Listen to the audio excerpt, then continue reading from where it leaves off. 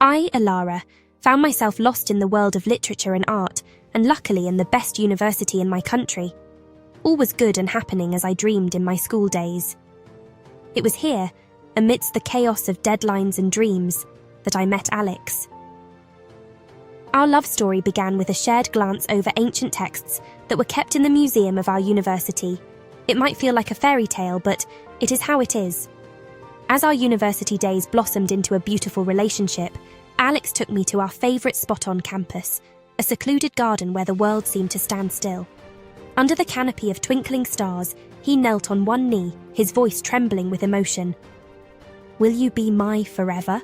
he asked, his eyes reflecting the sincerity of his heart. Without hesitation, my heart whispered, "Yes," sealing our fate with a promise of eternal love. Our wedding was a celebration of love, a union of two souls destined to be together. However, amidst the joy and laughter, a shadow loomed over our happiness. Alex's mother, Mrs. Whitmore. Her disapproval of me was evident from the start, a thorn in our side that only grew sharper with time. As the days turned into months and months into years, Mrs. Whitmore's unhappiness became a constant presence in our lives. Her cold glances and sharp words were a reminder of the battle we faced, a battle against the expectations and prejudices that sought to tear us apart.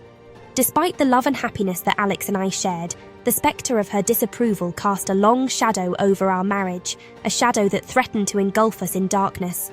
Living under the scrutinizing gaze of Mrs. Whitmore, my mother-in-law, every day felt like walking on a tightrope. Her ability to find fault in the smallest of things became a constant source of humiliation for me, making issues on everything.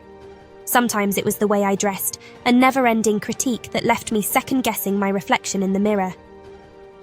"Is this what you're wearing to the dinner? You do realise you're a Whitmore now," she'd remark, her eyes scanning me from head to toe. A look of disappointment etched on her face. Her words were like thorns, pricking at my self-esteem, making me feel unworthy of her son, unworthy of the Whitmore name. But perhaps the most painful of her criticisms were directed at my inability to bear children. Each passing month without news of a pregnancy seemed to embolden her disdain. "A Whitmore heir is what we need, not excuses," she'd say coldly, her voice void of empathy. Her words echoed in my mind, a cruel reminder of my failure, not just in her eyes, but in what I began to fear was also in Alex's. Her relentless critiques invaded every corner of my life, turning my home into a battlefield where I was always on the losing side.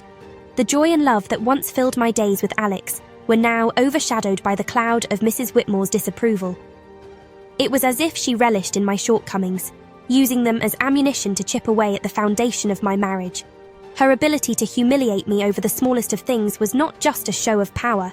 It was a calculated effort to undermine my place in her family, and sadly, it was working. As the days turned into months, the distance between Alex and me grew wider, a chasm filled with silence and unspoken words.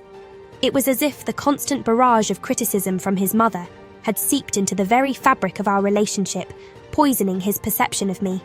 Alex, who once stood by my side, now seemed to retreat into the shadows, leaving me to face the storm alone. His disinterest in our conversations, our plans, and even our dreams became painfully apparent. Dinners were silent affairs, with Alex often excusing himself early, citing work or tiredness, but I knew it was more than that. It was as if he was withdrawing from me, from us, giving Mrs. Whitmore more opportunities to fill the void with her disdain. I remember one evening trying to rekindle the spark between us. I had prepared his favourite meal, hoping to bring back a semblance of the love we once shared. Yet, as we sat down to eat, Mrs. Whitmore's voice cut through the air, criticising the dish before Alex even had a chance to taste it. Instead of defending me, or even offering a word of encouragement, he remained silent, his indifference a sharp contrast to the man I married. It was at that moment I realised that her words were not just aimed at diminishing me, but were also eroding his respect and affection for me. The more he pulled away, the more emboldened Mrs. Whitmore became, her criticisms turning more personal, more vicious. It was as if Alex's disinterest had given her free rein to undermine me, not just as a wife, but as a person. The man who once looked at me with love and admiration now seemed to view me through the same critical lens as his mother. Feeling isolated and alone, I struggled to find my footing in a marriage that was slowly being suffocated by the weight of unmet expectations and silent judgments. The absence of Alex's support was not just a personal loss. It was a betrayal that cut deeper than any of Mrs. Whitmore's words. In his silence, I found my greatest challenge fighting for a love that seemed to be slipping away with each passing day. 3 years into our marriage, the tension within the walls of our home had reached its breaking point. Mrs. Whitmore's relentless campaign to see me ousted from her family and from Alex's life had finally culminated in an ultimatum that would change everything. One evening, as autumn leaves danced in the wind outside, she sat us down in the living room, her demeanour more resolute than ever. "This marriage," she declared, her voice cold and unwavering, "cannot continue. Elara, you must leave. You're not meant to be a Whitmore." The shock of her words was like a physical blow. I looked to Alex, hoping for a sign of protest, a glimmer of the love we once shared. But his eyes were downcast, his silence a deafening agreement with his mother's cruel decree. It felt as though the very foundation of my world had crumbled beneath me. In the weeks that followed, as I packed my life into boxes, a miracle unfolded, one that I had longed for since the day I became a wife.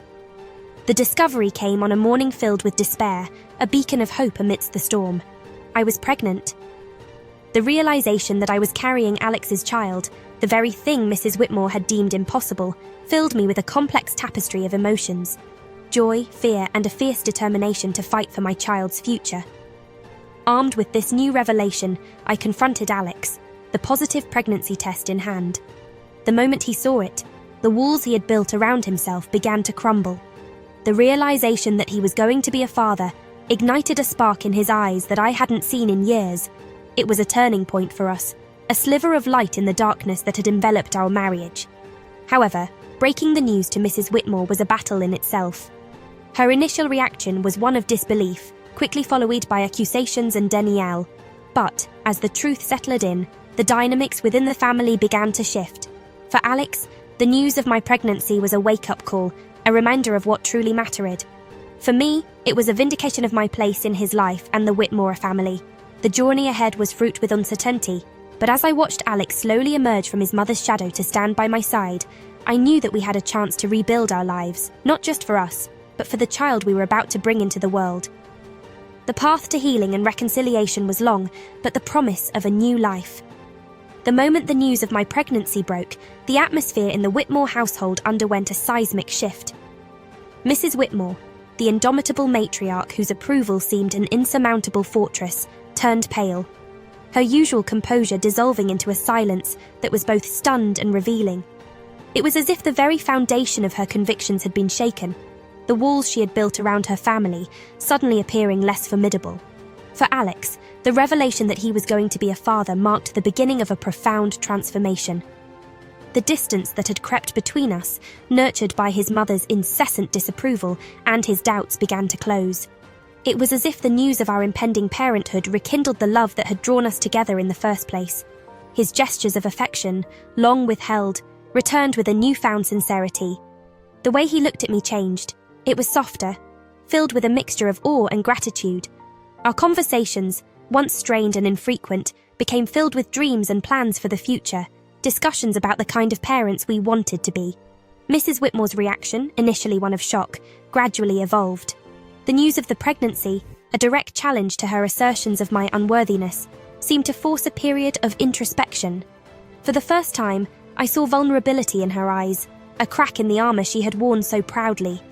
It was as though the reality of becoming a grandmother, of the family legacy continuing through me, was a concept she struggled to reconcile with her preconceived notions of who I was and what I represented.